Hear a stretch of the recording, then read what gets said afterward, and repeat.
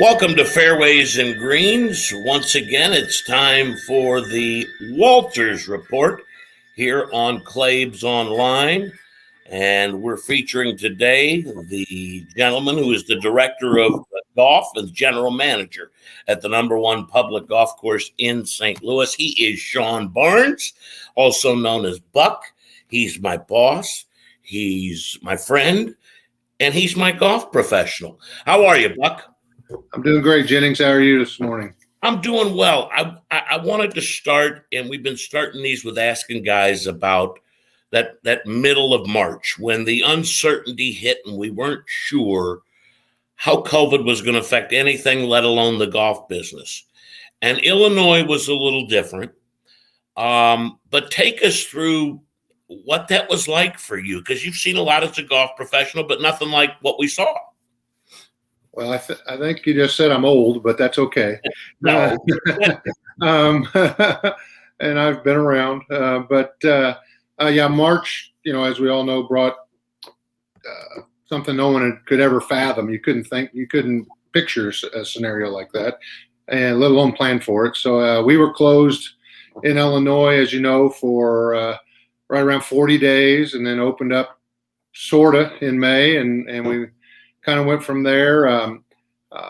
Luckily, golf was something people could do. We had a great year overall. We had a record month in June.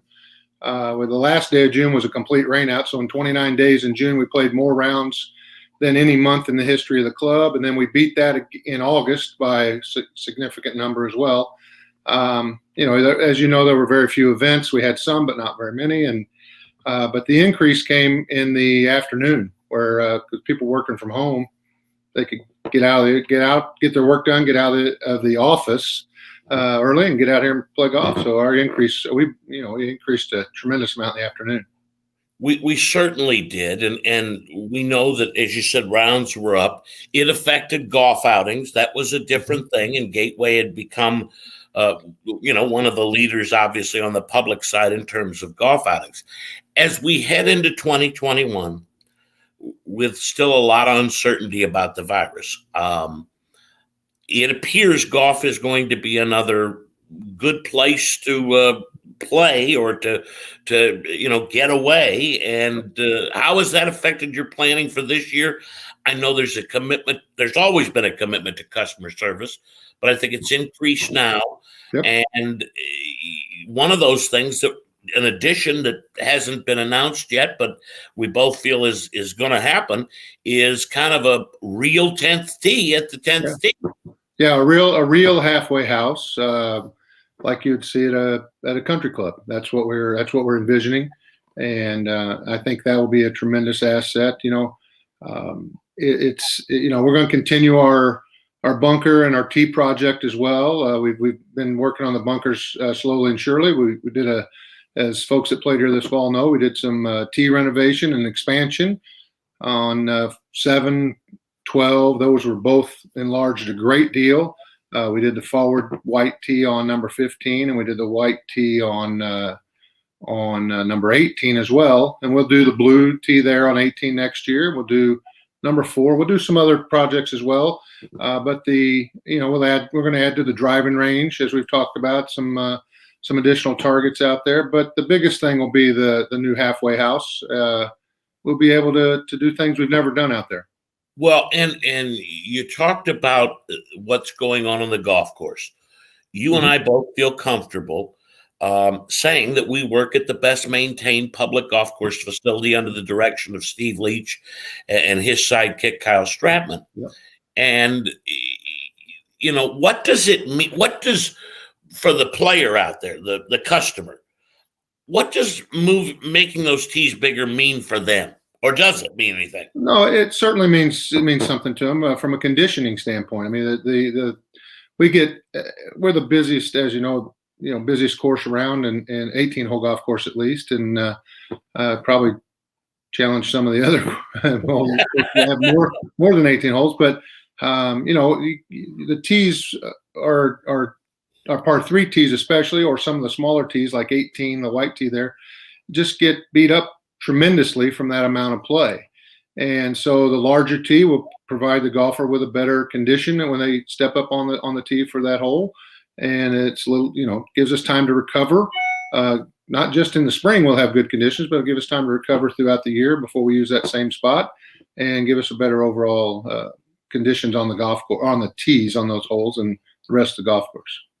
I didn't say at the onset, Shawn is the general manager and director of golf, but he's also a PGA golf professional. Mm-hmm. And you and I grew up around PGA golf professionals. In a sense, I think it's kind of a lost art. But, what does it mean to you to be a PGA pro, especially since you hung around a lot of them early on?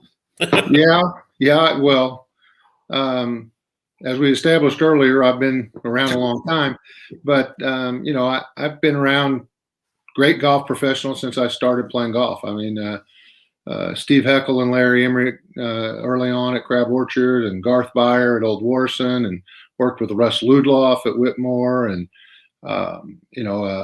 Joe Schwent at St. Albans, a little bit with Jesse Barge as well, and Joe is and then we could go into deeper. I've got some of my best friends are in the golf business, and I don't mean best friends since we became pros. I mean best friends when we started growing up.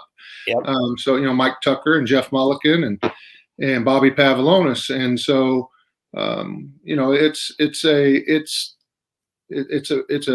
it's more than just a livelihood to me. Right. I would say it's a part of me. I don't do this just as a job. I do it because I love it. Right. Like most guys that have been in the golf business for a long time, they love it. I truly love it. Not just the business or not just the game, but the people, the interaction with the customers, the interaction with the events, and what we can do to help charities and things like that. So it means a lot to me. Involvement in the section is something that I've tried to do over the years and continuing to do. So it's a big part of me. Well, you carry the flag proudly and do it quite well for the PGA of America. Let me say that. You know better than anybody. Our patrons, our customers are always looking for a deal. Deals are tougher now because our utilization of tee times, it's hard to educate the customer essentially, but because more people are playing, the price may go up in certain day parts and things like that. But is there something that Gateway's offering right now? In fact, I had a guy text me earlier. I know he said, I hear some of the prices on certain things are going up certain dates. And I said, yeah. What do you have out there, or what do we have out there available right now? The best deal going right now for sure is our Daylight Savings Club that you just flashed up there on the screen, and there's no doubt about it. They play every day after 2:00. It's got a couple more days where it's $11.97 plus the tax, and then starting February 1st it goes to $13.97. But even at that price, it's a great deal. It includes cart every day. We don't have leagues at Gateway National, so you can play golf in the afternoons, and it's open, and that is a big thing. And the package also includes 2 baskets of range balls daily. You can hit those anytime. You don't have to play golf. You can come out in the morning if you want to hit them before you go to work, and because you can't play that day or something. But it includes 2 baskets of balls. It's I call it a no-brainer. If you play golf in the afternoons, you can make up the fee quickly and get ahead. I think that's the best deal going, in my opinion. It's the best deal in St. Louis. And if I wasn't involved, I would say that to people. Yeah. If you have, it's for a certain niche, but if you have the wherewithal to play in the afternoon, especially weekdays, right. It's unbelievable, especially with the range balls thrown in, and we treat you like kings. And you don't have to play at 2:00. You can play at 4:30, whatever time you get off work. And in the summer, you can still get in pretty much 18 holes. It's from March 14th through November 7th when daylight savings times occurs. So and if they take that away from us, we'll have to come up call it something else. But we'll continue with it. But that's where we're at right now. I think it's a great deal. No, I know it's a great deal. Gateway is one of the few public golf courses in the area that has their own teaching pro. Yeah. And he's been there a long time. PGA of America teaching professional Bob Tays. What is it that works between Bob and the club, and why would you recommend somebody get tased? And you coined that phrase several years ago, and I think it's great. You can get tased, and it's a good thing in this case. Yeah. The thing about Bob is he's a great teacher. I'll just say that he's a great teacher. Works with what you got. Doesn't try to, you're not going to take 2 years to revamp your golf swing, but he works with adults. He works with kids. I think he's had close to 150 kids that he's taught over the last number of years go on and play college golf. That's tremendous. That speaks for itself.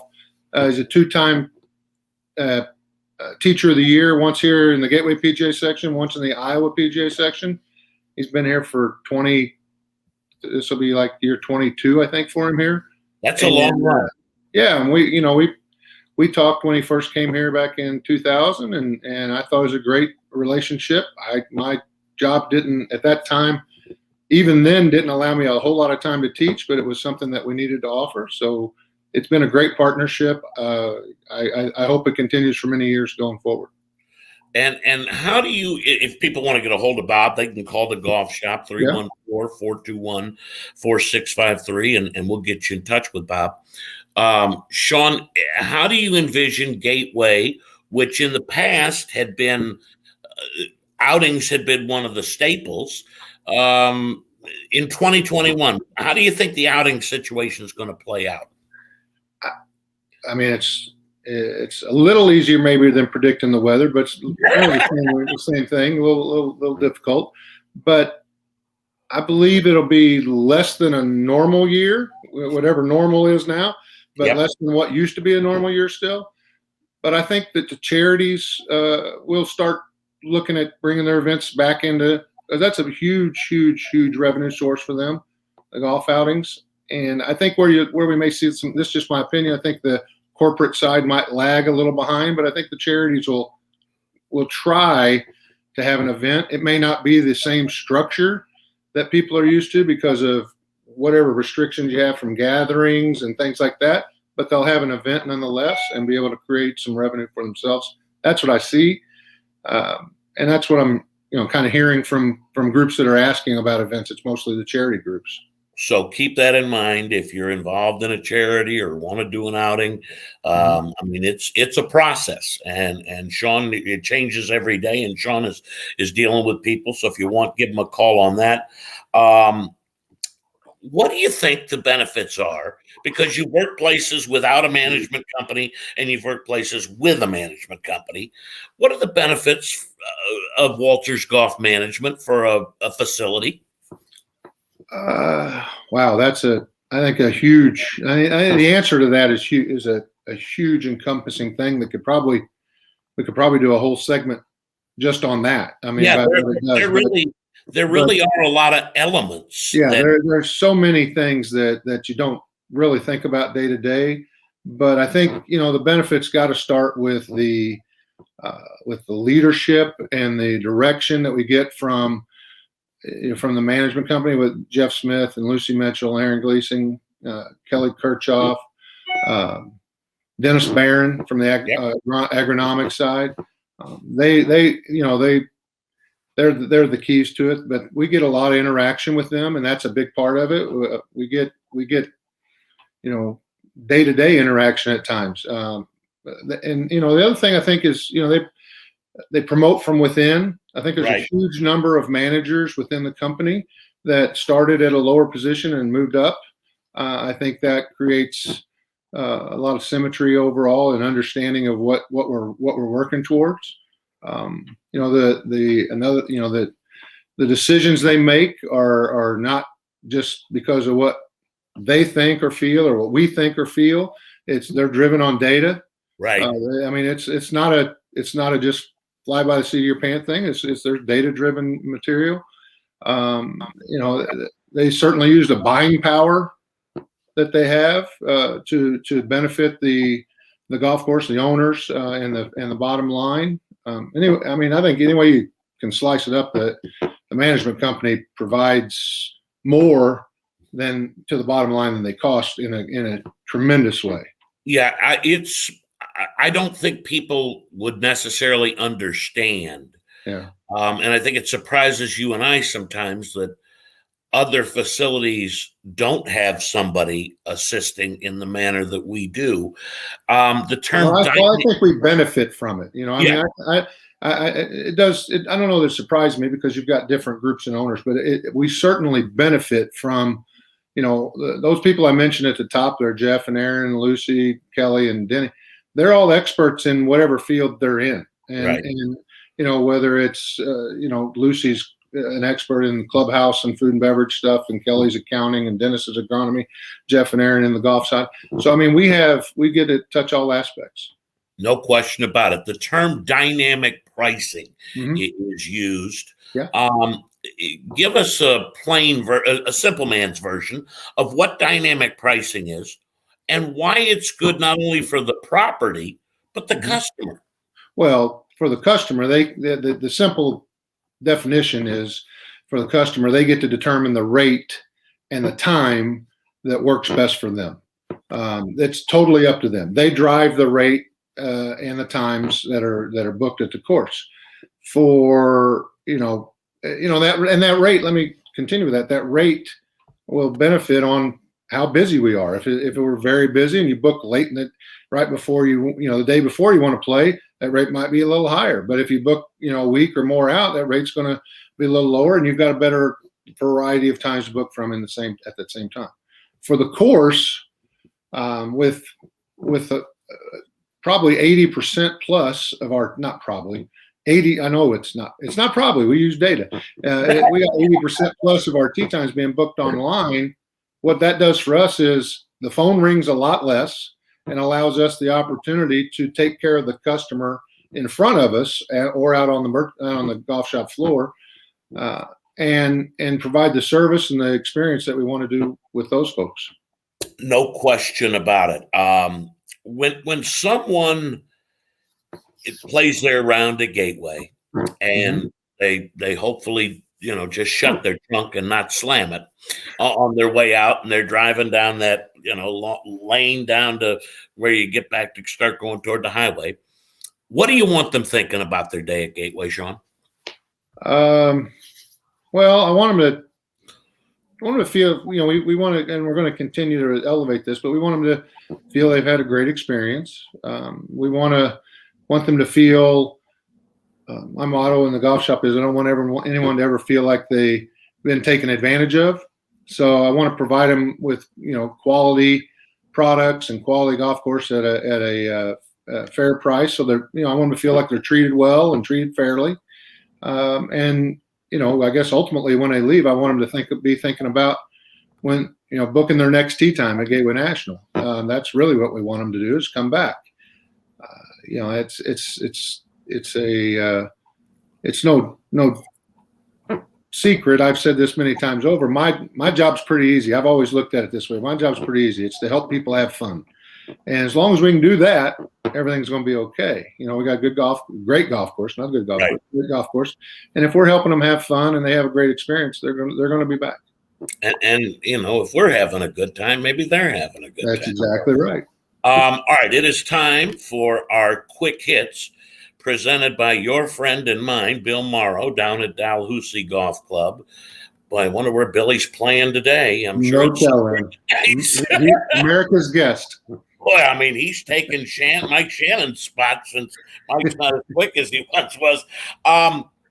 You played them all. Favorite golf course in St. Louis other than Gateway? Other than Gateway, well, I'm going to go with my what I would call my home away from home. I left home basically. Old Wharton Country Club. When I worked there 6 years, it's just one of my favorite places ever. not just the golf course, but the people were great to me. And I think it's a fantastic golf course. They've made a lot of upgrades and changes over the last 20 some years since I've been gone from there, but it's my favorite in town. Hard to beat. Hard to beat. There's other great golf courses. That's no slight to anybody. Everybody's got to have a favorite.